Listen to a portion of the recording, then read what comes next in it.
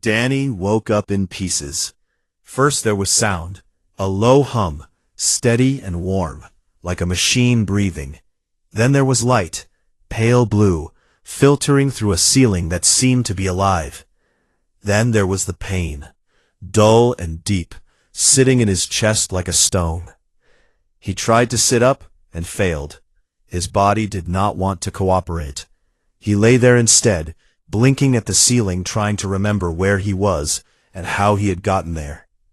The assassination, the shimmer in the air, the bolt of light hitting him like a truck made of fire. He remembered all of it in a rush, and his heart started pounding, which made his chest hurt worse. A Vathari attendant appeared beside his bed. She was young, with pale silver skin and large, careful eyes. She bowed to him, a deep, formal bow, and said something in Vathari that his translator earpiece picked up as, "The honored one is awake. I will inform the court." "The what?" She bowed again and left before he could ask anything else. He looked around the room. It was clearly a medical facility, but nothing like any hospital he had ever been in. The walls were smooth and curved, made of the same crystal-like material as the Hall of Eternal Accord. The bed he lay on was soft and warm, and seemed to adjust itself to his body whenever he moved. There were machines around him, some human and some Vathari, all of them blinking quietly. The door opened again, and this time it was faces he recognized. Lieutenant Dunham came in first, followed by Ambassador Garza. They both looked tired and tense. "How are you feeling?" Dunham asked, pulling a chair next to his bed. "Like someone shot me in the chest with a light spear," Danny said. "That is a fair description," Garza said. He did not sit down. He stood near the foot of the bed, with his hands clasped behind his back, and Danny recognized the posture. It was the ambassador's "I have something difficult to tell you" stance. "Just say it," Danny said. Garza explained. He did it carefully, the way he did everything, choosing his words like a man walking through a minefield. He told Danny about the Life Oath, an ancient Vathari tradition, older than their spacefaring civilization, older than their written history. When someone saved the life of a Vathari sovereign by shedding their own blood, the oath was triggered. It was not something the Queen chose. It was not something Danny chose. It simply was. The oath bound the Queen to Danny, and Danny to the Queen. She owed him her protection, her counsel, and a place at her side for the rest of his life. He was expected to serve as her personal guardian. It was not a debt to be repaid. It was a covenant, something sacred and permanent in Vathari culture. Danny listened to all of this without speaking. When Garza finished, the room was quiet for a long time. "No," Danny said. Dunham sighed. "Danny, no, I am a corporal. I did my job. I saw a threat and I reacted. That does not make me some kind of sacred guardian." "I understand how you feel," Garza said, "but I need you to understand what is at stake. The life oath has been invoked only 11 times in Vathari history. It has never been refused. If you refuse, it would be seen as a profound insult, not just to the Queen, but to their entire civilization. The alliance could collapse." Danny closed his eyes. "So I either give up my life, or I start a war." "That is an oversimplification," Garza said gently. "But the weight of this is real." Over the next 2 days, Danny lay in his bed and wrestled with it. He talked to Dunham, who was honest enough to tell him she had no idea what the right answer was. He talked to Nick Herrera, who came to visit him smelling like ship coffee and wearing a grin that could not quite hide the worry underneath. "So you are basically alien royalty now," Nick said, sitting on the edge of the bed. "Shut up, Nick. I am serious. You jumped in front of a queen, and now she owes you a life debt. That is the most Danny Castillo thing that has ever happened." "It is not a life debt. It is an oath. There is a difference, apparently." Nick leaned back. "Okay, So what are you going to do? Danny did not answer. He stared at the ceiling and thought about Las Cruces. He thought about the dust and the heat and the endless sky. He thought about how he had always been the kind of person who kept his head down and did what needed doing without making a fuss about it. He had never wanted to be important. He just wanted to be useful. Garza arranged a meeting with High Counselor Rethan, the Queen's oldest advisor. Rethan was ancient, even by Vathari standards. His skin had faded to a deep gray, and his 4 eyes had a milky, distant quality, though Danny got the sense they missed nothing. He spoke slowly, with the patience of someone who had seen centuries pass. "The oath is not a cage," Rethan told Garza. "It is a bridge. Your soldier gave his blood without knowing what it would mean. That is precisely why the oath holds such power. It was not calculated. It was not strategic. It was pure." On the 3rd day, the Queen requested a private audience with Danny. He was well enough to walk by then, though his chest still ached, and he moved carefully. 2 Vathari guards escorted him through a series of corridors that grew quieter and more ornate until they reached a small room overlooking a garden of bioluminescent plants that glowed softly in the evening light. Queen Sevhari Tanmoyara was standing by the window. She turned when he entered, and for a moment they simply looked at each other, the queen of an interstellar empire and the corporal from New Mexico. She was even more imposing up close. Her golden eyes studied him with an intensity that was not hostile, but was not exactly comfortable either. She gestured for him to sit, and he did, and she sat across from him. "I will speak plainly," she said, her voice passing through the translator as something calm and measured. "I did not choose this. You did not choose this. The oath exists because of what you did, and what you did cannot be undone." "I know," Danny said. "If you refuse, I will not force you. I will not hold you, but I will honor the oath on my end, regardless. You will have my protection, whether you accept or not." Danny looked at her. She was being honest. He could hear it in her voice, and see it in the way she held herself, straight-backed, unguarded. She was not trying to trap him. She was telling him the truth and letting him decide. "When you moved to shield me," she said, "what did you think would happen?" Danny thought about it. He could have lied. He could have said something noble or clever. But he was too tired for that. And she did not seem like someone who wanted to hear anything other than the truth. "I thought I was going to die," he said. The Queen was quiet for a long moment. Her 4 eyes shifted, the smaller ones narrowing slightly, and Danny got the sense that she was seeing something in him that he could not see in himself. "That is why the oath chose you," she said softly. She extended her hand, palm up, finger spread, the Vathari gesture of binding. He thought about Earth, about his squad, about the life he had planned, which was not much of a plan, but it was his. Then he thought about the shimmer in the air, and the light coming for her, and the way his body had moved before his mind could catch up. He reached out and took her hand. Her skin was cool and smooth, and her fingers closed around his with a gentleness that surprised him. Neither of them spoke. There was nothing left to say. The oath was sealed, and whatever came next, they would face it together.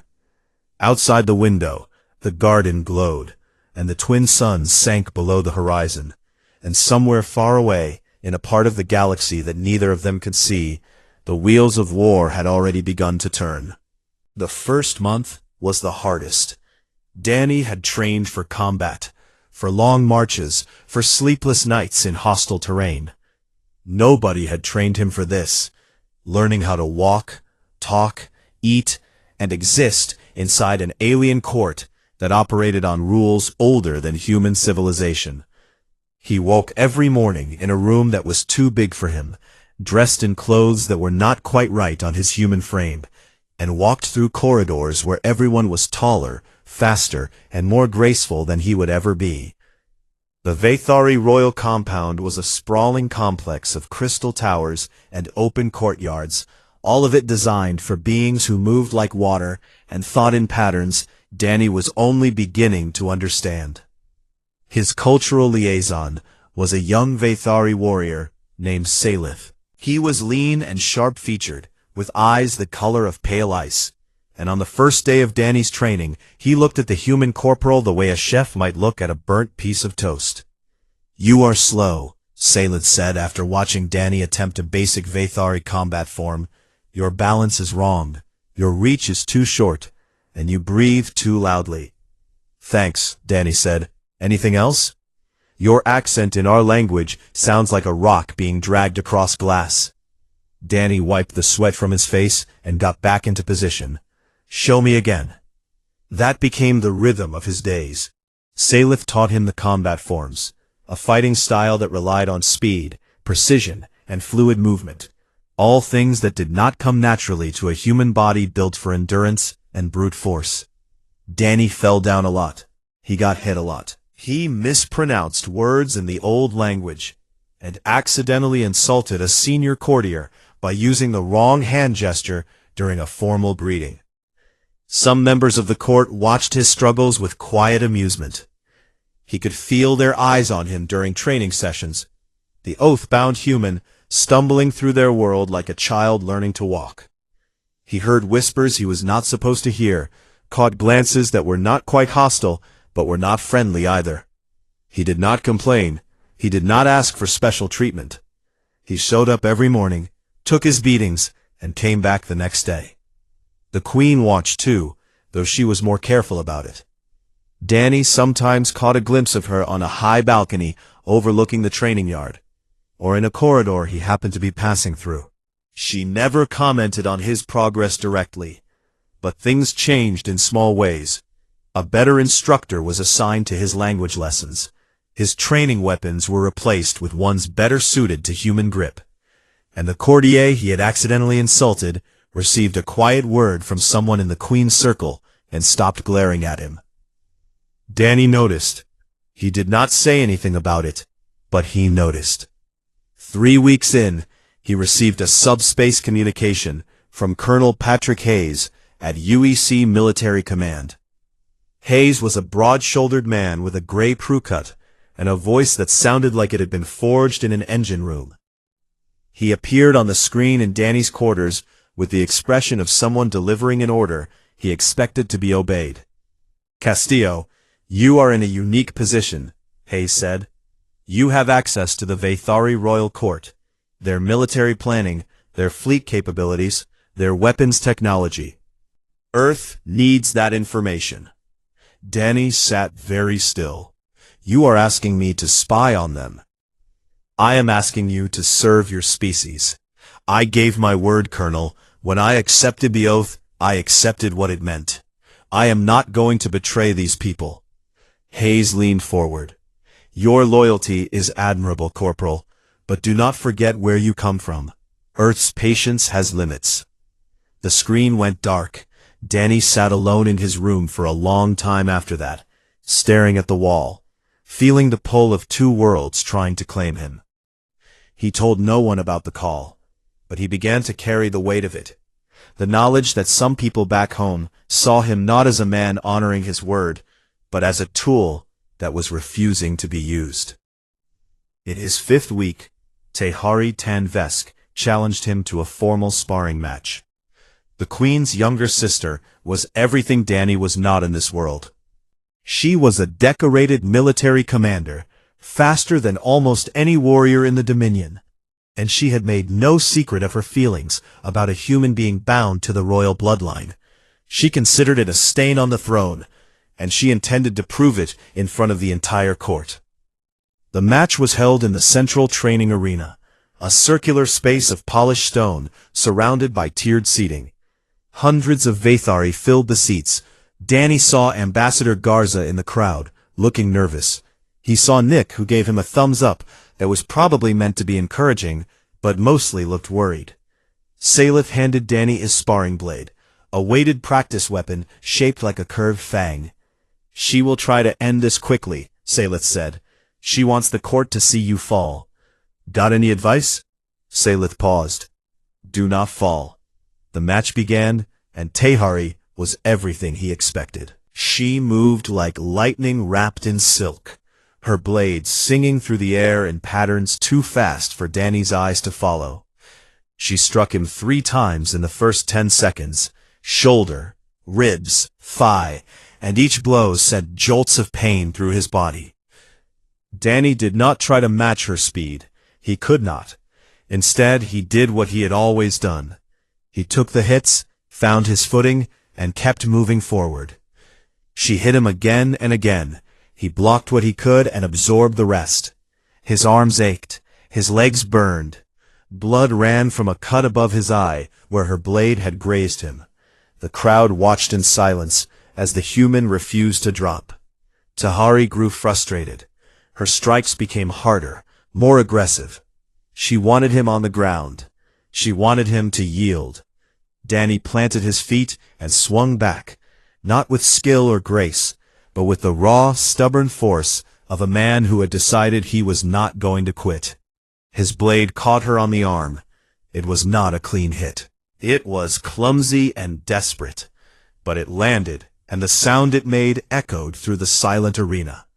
Tehari's eyes widened. She came at him with everything she had, and 30 seconds later, Danny was on the ground, his blade knocked away, her weapon pressed against his throat. "Yield," she said. Danny looked up at her through swollen eyes. His body was screaming at him to give up. Every part of him hurt. "No," he said. She pressed the blade harder. "Yield, human."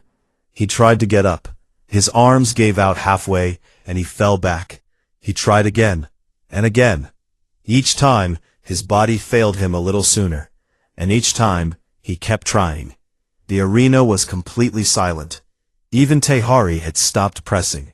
She just watched him, her expression shifting from contempt to something she did not seem to know what to do with. Finally, Danny's body gave out entirely. He lay on the stone floor, breathing hard, unable to move. He never yielded. The match was called by the judge. Tehari won on points. It was not even close. But as Danny was helped to his feet by Nick and Salith, he heard something he did not expect. A low, rhythmic sound from the Vathari in the stands. It was not applause, not the way humans did it. It was a deep humming, a vibration that rose from hundreds of throats at once. Salith leaned close. "That is the warrior's recognition," he said quietly. "They are honoring your spirit." That evening, the Queen came to the medical wing where Danny's injuries were being treated. She came alone, without guards or attendants, and she sat beside his bed and cleaned the cut above his eye herself, using a soft cloth and a Vathari healing salve that tingled against his skin. The court would talk about this for weeks. A queen tending to the wounds of her oathbound. It was a gesture of deep personal respect, something rarely seen in Vathari history. Danny sat quietly and let her work. "I lost," he said. "You did not yield," she replied. "That is not the same thing." They talked for a while after that, quietly, the way people do when the formal walls between them have started to crack. She told him about the burden of ruling, how every decision carried the weight of billions of lives, how loneliness was the true cost of a crown. He told her about New Mexico, about watching the stars from the desert floor as a kid, about how the sky out there was so big it made you feel like nothing and everything at the same time. She listened to him the way very few people in his life ever had, completely, without interruption, as if what he was saying actually mattered. It was not love. It was something harder to name, and maybe more valuable. The beginning of real trust between two people from different worlds who had no reason to trust each other except that they both kept their word. 2 days later, the intelligence reports arrived. The pale flame had not been destroyed. They had found a new ally, the Vraxian hegemony, a ruthless empire that had been testing the borders of both human and Vathari space for years. The Vraxians were coming, and they were bringing a war that would make the assassination attempt looked like a whisper before a storm. Danny read the report in his quarters, alone. Then he stood up, put on his training clothes, and went to find Salith. "Teach me faster," he said. Salith studied him for a moment, then nodded. "Follow me." The war came fast, and it came hard. The Vraxian hegemony launched its assault on 3 Vathari border worlds at the same time. A coordinated strike designed to overwhelm the Dominion's defenses before they could respond. The attacks were brutal and efficient. Vraxian warships dropped out of faster-than-light travel in massive waves, their hulls dark and angular, bristling with weapons that tore through orbital stations like paper. On the ground, pale flame insurgents, Vathari traders who had sold their loyalty to the hegemony, sabotaged shield generators, jammed communications, and opened gates for the invasion force. In a single day, 2 of the 3 border worlds fell. The third held, but barely, its defenders fighting room by room through burning cities while refugees streamed toward any ship that could still fly. Danny heard the reports from the command center aboard the Vathari flagship Radiant Spine, a massive vessel shaped like a curved blade that hung in orbit above the Dominion's inner systems. He stood behind the Queen as she received the news, watching her face for any sign of the fear or panic that any reasonable person would feel. He saw neither. What he saw was a cold, focused fury that made the air around her feel heavier. "Pull the border fleets to the Koreth line," she ordered. "We hold there, and send word to Earth. The defense pact is active. We are calling on our allies." The message reached Earth within hours. It arrived on the desk of Admiral Corey Ellis, commander of the UEC 3rd Fleet, a seasoned officer with deep lines on his face, and the tired eyes of a man who had seen too many wars. Ellis believed in the alliance. He had argued for it in closed-door meetings with Earth's governing council, and he had meant every word. But believing in something and being allowed to act on it were 2 different things. The council debated. Some members argued passionately for intervention. A pact was a pact, and if Earth broke its word now, no alien civilization would ever trust humanity again. Others argued just as passionately against it. This was not humanity's war. The Vraxians had not attacked Earth, and sending the fleet would leave human space vulnerable. Admiral Ellis was ordered to hold position at the border. Observe. Do not engage. He followed the order. He hated it, but he followed it. Meanwhile, the Queen moved to the front. She transferred her command to the Radiant Spine, and took the fleet to the Koreth line, a chain of fortified stations and minefields that marked the boundary of the Dominion's core systems. If the Vraxians broke through here, there would be nothing between them and the homeworld. Danny went with her. He was her oath-bound guardian, and there was no version of this where he stayed behind. He wore Vathari armor now, custom-fitted to his shorter, broader human frame, and he carried a blade at his hip alongside his Marine-issue sidearm. He looked strange, a patchwork of 2 worlds, but he had stopped caring about how he looked a long time ago. The days that followed were a blur of tension and preparation. Danny worked alongside Salith and the Royal Guard, drilling defense protocols for the flagship, studying Vraxian tactics, and helping to coordinate between the Vathari command structure and the small UEC liaison team that had been embedded with the fleet. He also wrote a message. It was not an official communication. It did not go through military channels. Danny recorded it on a personal device and sent it through a civilian relay to Admiral Ellis's private address. In the message, he did not speak as a corporal or as the Queen's oath-bound. He spoke as a soldier, talking to another soldier.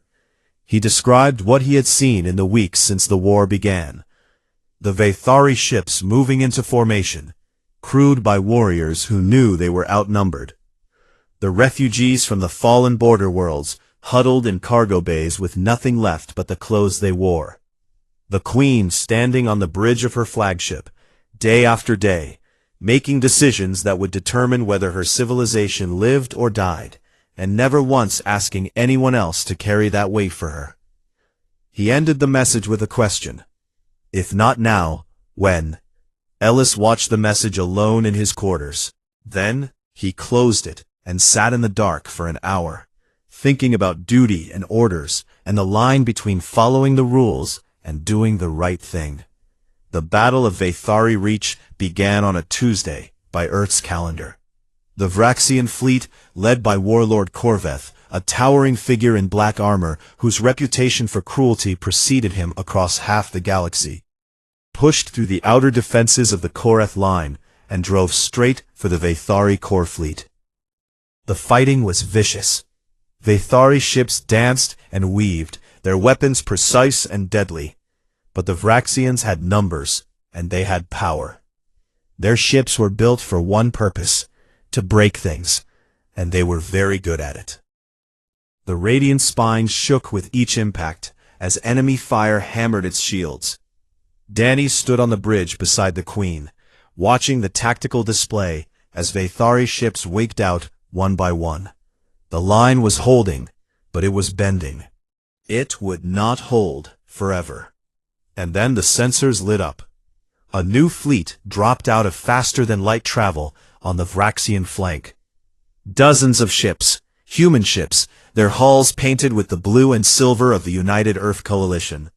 At their head was the UEC carrier Starfall, Admiral Ellis's flagship, broadcasting on all frequencies. This is Admiral Corey Ellis of the United Earth Coalition 3rd Fleet. We are here to honor our alliance. Vathari Dominion, we are with you. The bridge of the radiant spine went silent for a heartbeat. Then the communications officer began relaying the message to the rest of the fleet. And Danny heard something he had never heard before. A sound that started low and built until it filled the entire ship. It was the Vathari battle cry, a resonant harmonic that vibrated in his bones and made his eyes sting. The Queen looked at Danny. He looked back at her. Neither of them said a word. They did not need to. The combined fleet hit the Vraxians like a hammer. Human ships were different from Vathari ships, heavier, less elegant, built around thick armor and overwhelming firepower. Where the Vathari danced, the humans charged. The two fleets complemented each other in a way that no one had planned, but everyone could feel, and the Vraxian advance stalled. But Korveth was not finished. While the space battle raged, he sent boarding parties to the radiant spine. Vraxian shock troops, massive armored soldiers bred for close combat, breached the hull in 3 places and began fighting their way toward the bridge. Danny drew his blade and his sidearm. Salith took position beside him. The Royal Guard formed a wall around the Queen. Vraxian soldiers were larger and stronger than either humans or Vathari, their bodies encased in powered armor that absorbed punishment, and their weapons designed to kill at short range. Danny fought with everything he had learned, Vathari blade work in one hand, human marksmanship in the other, and found that the combination was more effective than either alone. He and Salith moved together, covering each other's blind spots, and for the first time, Danny felt something shift between them. The quiet dismissal that Salith had carried since their first meeting was gone. In its place was the wordless coordination of 2 warriors who trusted each other. They pushed the boarders back to the breach point. Danny came face to face with a pale flame officer, a Vathari traitor in Vraxian-made armor, who sneered at him through a cracked visor. The Queen's pet, the officer spat. This is what the throne has come to. Danny disarmed him with a move Salith had taught him 2 months ago, kicked the weapon away, and pressed his sidearm against the gap in the officer's armor. I am her shield, Danny said, and you are done. The boarding parties were repelled. The space battle turned. The Vraxian fleet, battered and outflanked, began to pull back. But the victory came at a cost. Dozens of ships lost on both sides, thousands dead. And Tehari Tan Vesk, the Queen's sister, was critically wounded. She had been commanding the defense of a refugee convoy when her ship was hit. They pulled her from the wreckage barely alive, her body broken, her blood staining the hands of the medics who carried her. As they rushed her through the corridors of the Radiant Spine toward the medical bay, her stretcher passed Danny. She was conscious, barely, her 4 eyes flickering. She saw him and held his gaze. Then she gave him a single nod. A small, deliberate movement of her head. The Vathari gesture of warrior respect. The same gesture she had refused him for months. Danny nodded back. The battle was over. The war was not. Warlord Corveth retreated to regroup, and before he vanished into the dark between stars, he sent a final broadcast to both civilizations. "You have bound yourselves together," Corveth said, his voice a low rumble that carried the promise of violence. "Good. Now I only need to break one chain." Danny stood on the bridge of the Radiant Spine and listened to the silence that followed. Beside him, the Queen stood with her hands clasped behind her back, looking out at the stars where the Vraxian ships had disappeared. "He will come back," Danny said. "Yes," the Queen said. "He will come for our homeworld." Danny took a breath. His body ached. His hands were still shaking from the fight. But his voice was steady when he spoke. The war ground on for 4 more months, and it took everything both civilizations had. The Vraxian hegemony did not fight like an army. It fought like a disease. It struck at supply lines, poisoned alliances, sent raiding parties to burn colonies that had no military value, and used the pale flame insurgents to spread fear and doubt through the Vathari population. Warlord Corveth was patient in the way that only a predator could be. He did not need to win every battle. He just needed to wear his enemies down until they broke. But they did not break. Danny Castillo watched it happen from the inside, the slow, painful process of 2 civilizations learning to fight together.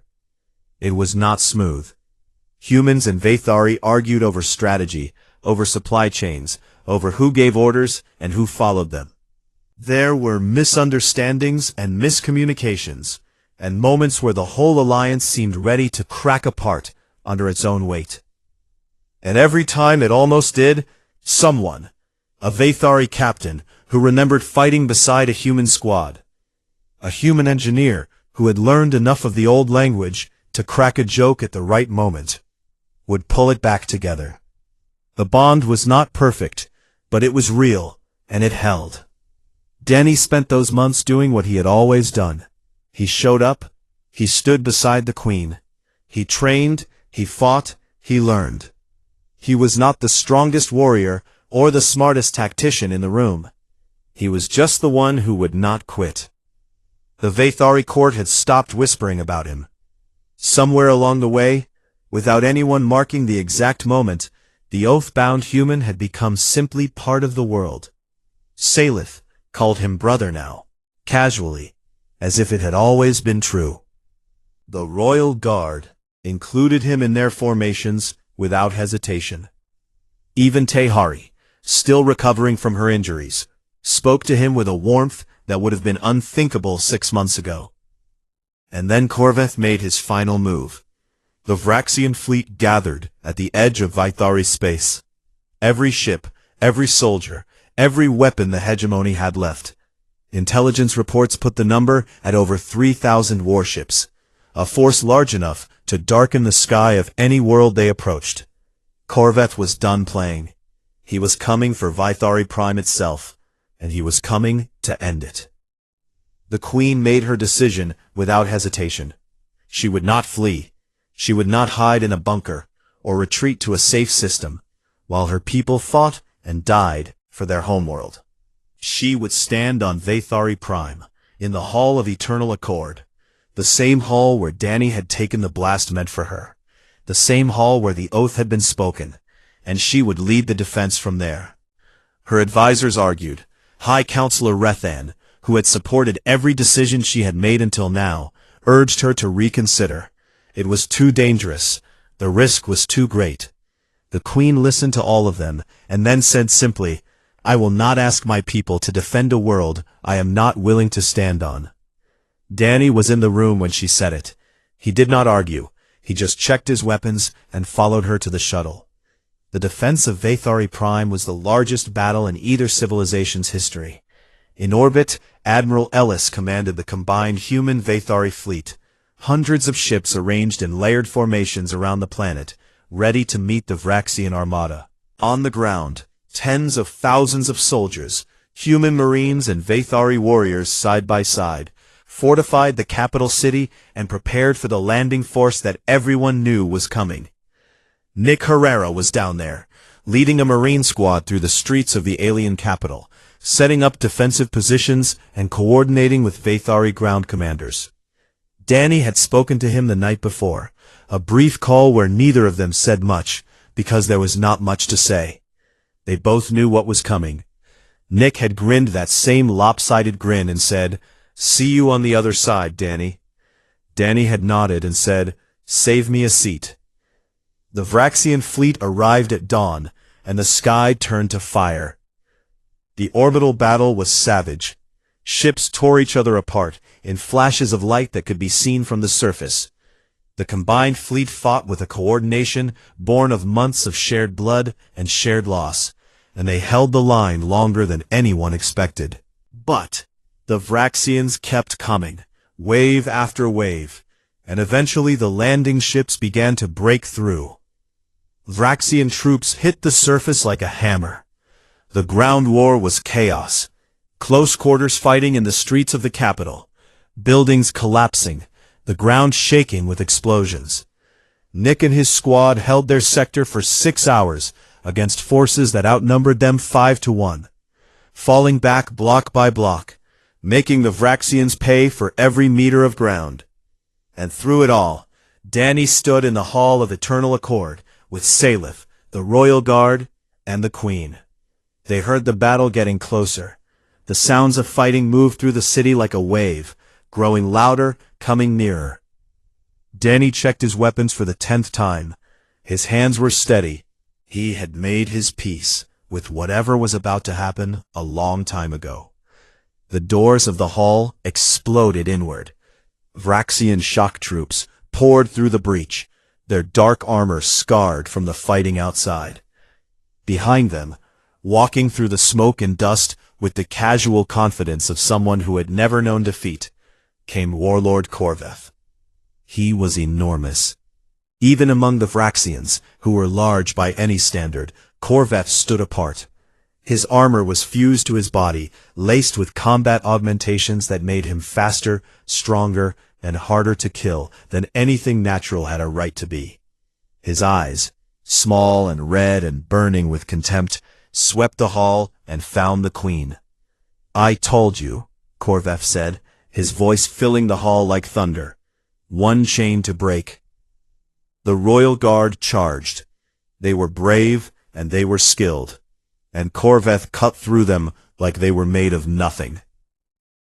Salif attacked from the flank, his blade flashing, and Corveth caught the strike with one hand and threw the young warrior across the room. Salif hit the far wall and did not get up. Danny stepped forward. He did not say anything. There was nothing to say. He raised his blade and he fought. Corveth was faster than something that large should have been. His augmented limbs moved with mechanical precision, and every blow he landed felt like being hit by a shuttle. Danny took a strike to the ribs that cracked his armor. He took another to the shoulder that nearly dislocated his arm. He staggered, bled, and kept coming. He was not fighting to win. He knew he could not beat Corveth alone. He was fighting to buy time, to hold the line, to be the thing he had always been, a shield between harm and the person behind him. Corveth grabbed him by the throat and lifted him off the ground. Danny's feet dangled in the air. He could feel the warlord's fingers tightening, crushing. "Stubborn creature," Corveth said, almost amused. "Why do you keep getting up?" Danny could not speak. He could barely breathe. But he managed to bring his sidearm up and fire 3 rounds point blank into the gap between Corveth's helmet and chest plate. Corveth roared and dropped him. Danny hit the ground hard and lay there gasping, And then the queen was there. She moved like nothing Danny had ever seen. She drew a blade that had hung on the wall of the hall for 1,000 years. The Sovereign's Edge, a weapon that no ruling queen had wielded in living memory. And she attacked Corveth with a fury that was ancient and terrible and beautiful. She fought not as a queen, but as a warrior, her 4 eyes blazing gold, her body moving with a speed and power that reminded every Vathari in the room who they were and where they came from. His body was broken in 6 places, but he found his blade, and he fought beside her. Together, the queen and the corporal, the sovereign and the oath-bound, they drove Corveth back. Danny caught the openings the queen created. The queen exploited the gaps Danny's stubborn pressure forced. They fought as one, not because they had trained for it, but because the oath that bound them was more than words. It was trust made physical. Corveth fell. It was not clean. It was not glorious. It was ugly and brutal, and it ended with the warlord on his knees, the queen's blade at his throat, and Danny's sidearm pressed against his temple, and the silence that followed was the loudest thing Danny had ever heard. The Vraxian fleet, receiving word of Corveth's defeat, fractured. Ships broke formation. Commanders turned on each other. Within hours, the armada was in full retreat, scattering into the dark. The war was over. Danny did not remember much of what came after. He remembered medics and pain, and a lot of people talking very fast in languages he was too tired to translate. He remembered Nick showing up at the medical wing with a black eye, a broken arm, and that same grin. "Saved you a seat," Nick said, pointing to the empty bed beside his own. He remembered the queen's voice somewhere above him as he drifted in and out. He could not make out the words, but the tone was enough. It was warm, it was steady, it was there. The ceremony of recognition was held 3 weeks later in the rebuilt Hall of Eternal Accord. The scars of the battle were still visible on the walls, but the crystal had been repaired, and the light of the twin suns filled the space with color once again. Humans and Vatharis stood together in the crowd, soldiers, diplomats, civilians, all of them carrying the marks of the war they had survived together. The queen stood on the platform where she had nearly died, what felt like a lifetime ago. She spoke to the assembly, not about victory, not about power, but about the oath. She spoke about a quiet human soldier who had seen a threat and moved without thinking, not because he wanted glory or reward, but because that was simply what he did. She did not call him a hero. She called him what the Vathari valued most, a keeper of his word. Danny was offered a commission, a title, wealth, and a home on Vathari Prime. He turned down most of it. He asked for one thing, permission to continue serving as he always had, simply and without fanfare. The queen granted it with a rare soft smile that reached all 4 of her eyes. That evening, Danny stood on a balcony of the royal compound, looking up at the unfamiliar constellations of a sky that had somehow become home. Nick found him there, and stood beside him, and for a while neither of them spoke. "Do you ever regret it?" Nick asked, jumping in front of that blast. Danny thought about it. He thought about Las Cruces, and the desert, and the dust. He thought about the oath, the court, the war. He thought about Salith, and Tehari, and Rathan. He thought about a queen who had cleaned the cut above his eye with her own hands, and listened to him talk about stars over New Mexico, as if it were the most important story in the universe.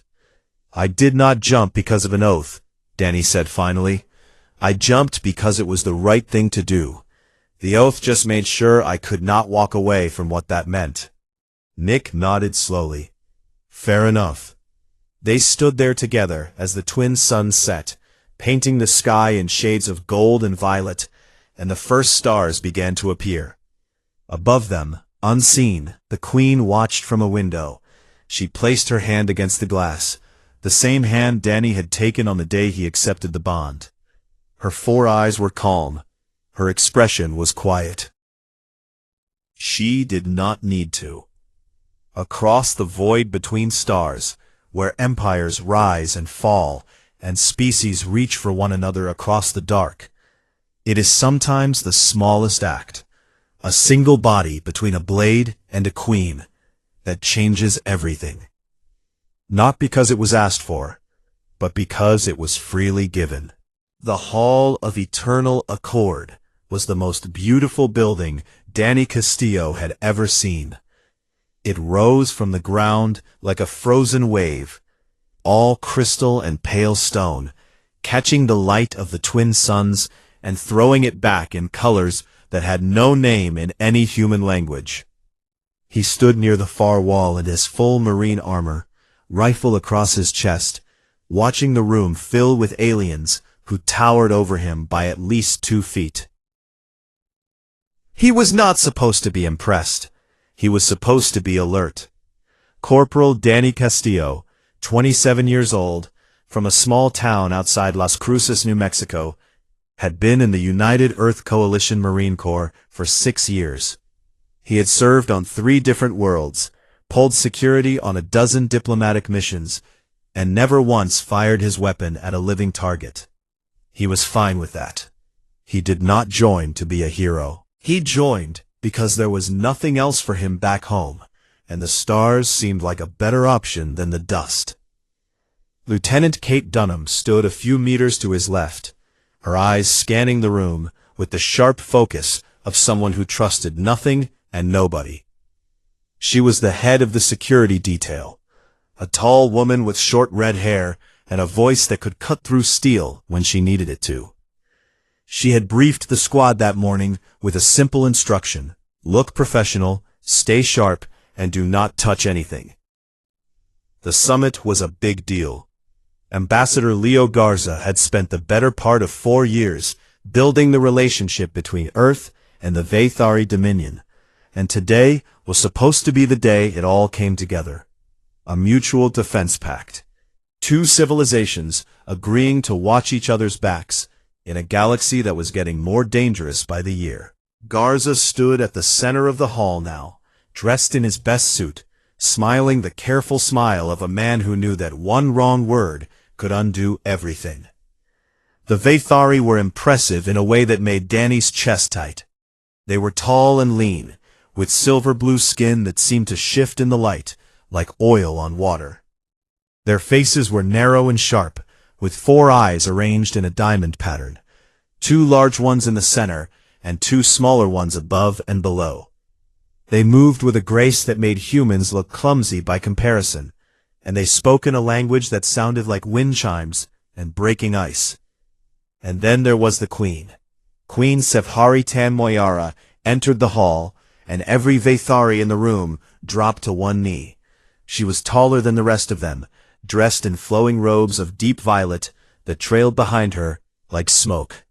Her 4 eyes glowed faintly, a soft gold, and she carried herself with the kind of authority that did not need to announce itself. She had ruled the Vathari Dominion for over 200 years.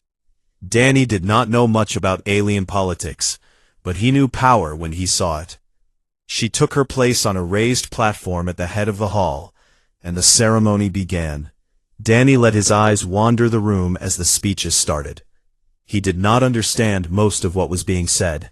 The translators in his earpiece were working overtime, and the formal Vathari dialect was dense and layered with meanings that did not translate cleanly. He heard words like bond and covenant and shared sky, and he figured that was close enough. He was about to shift his weight to his other foot when he saw it. It was small, just a ripple in the air behind the Queen's platform, like heat rising off desert pavement. Most people were not Danny Castillo, who had grown up hunting in the scrublands where spotting a rattlesnake before it spotted you was the difference between a good day and a hospital visit. He knew what a cloaking field looked like. He had seen the demonstrations during training. The Vathari used light-bending technology that was decades ahead of anything humans had, and when it was working properly, it was nearly perfect. But nearly was the key word. There was always a shimmer, always a faint distortion at the edges, especially when the person underneath was moving. And this person was moving, toward the Queen. Danny did not think. He did not call it in. He did not raise his rifle. There was no time for any of that. He simply moved. He crossed the distance in 4 strides, throwing himself between the Queen and the shimmer, just as the air split open and a figure appeared. A Vathari in dark armor, holding a weapon that looked like a spear made of light. The energy lance fired, and the bolt hit Danny square in the chest. The pain was beyond anything he had ever felt. It was not like being shot. It was like being unmade. The energy tore through his armor, burned through his skin, and sent him crashing to the ground. He heard screaming. Some of it might have been his own. And then the world went white, and then it went dark. He did not see what happened next. He did not see the royal guard tackle the assassin. He did not see Lieutenant Dunham rushing forward with her weapon drawn. He did not see Nick Herrera, his best friend in the squad, shouting his name. He did not see Queen Savhari Tan Moyara stand absolutely still, her 4 golden eyes locked on his broken body, while the entire hall erupted into chaos around her. When the noise finally died down, and the guards had secured the room, the Queen stepped down from her platform.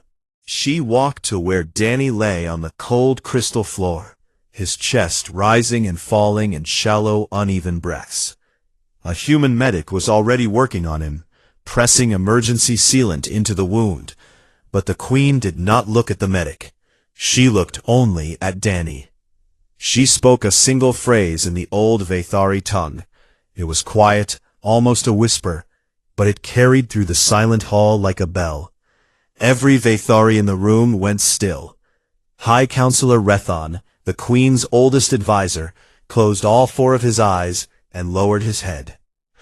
Tehari Tanvesk, the Queen's younger sister, opened her mouth as if to speak, and then stopped. Ambassador Garza, who had been rushing toward the platform, slowed and looked around at the frozen Vathari faces. He knew enough about their culture to know that something important had just happened. Something that went beyond the assassination attempt. "What did she say?" he asked the nearest Vathari diplomat. The diplomat turned to him. His expression was difficult to read. Vathari faces did not move the way human faces did, but his voice was shaking. "She has spoken the words of the life oath," he said. "Your soldier now belongs to her." Garza stared at him. "What does that mean?" The diplomat looked back at the Queen, who was still standing over Danny's unconscious body, her hand resting lightly on the air above his chest, as if she could hold his life in place by will alone. "It means," the diplomat said slowly, "that everything has changed."